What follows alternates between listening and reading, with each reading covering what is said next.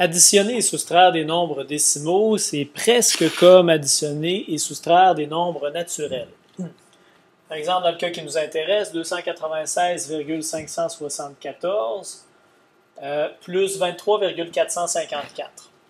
Donc, même principe, on va écrire nos nombres un au-dessus de l'autre en commençant par le plus gros des deux.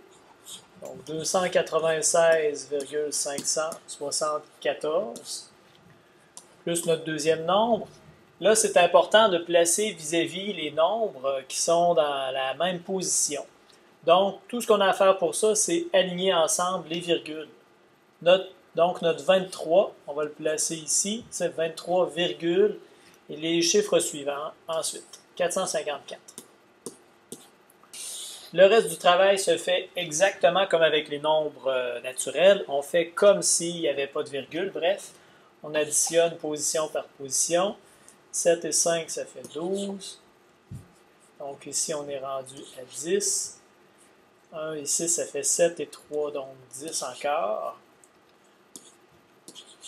Et tout ce qui nous reste à faire après, c'est placer la virgule au bon endroit, c'est-à-dire exactement vis-à-vis où est-ce qu'elle était au départ. Réponse 320,028, 320 et 28 millièmes. Pour la soustraction, même chose.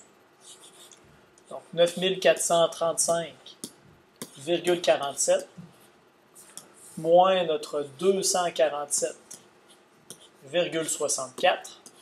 On place encore là les virgules bien vis-à-vis, les dixièmes vis-à-vis les dixièmes, les unités, etc., etc. Et on soustrait comme si c'était des nombres naturels. 7 moins 4, donc 3.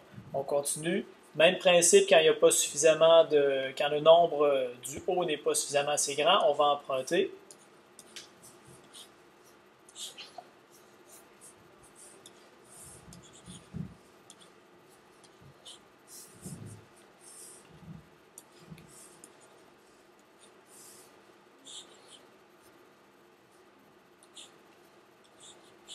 Et on place notre virgule encore là, vis-à-vis l'endroit où elle était dans nos nombres de départ.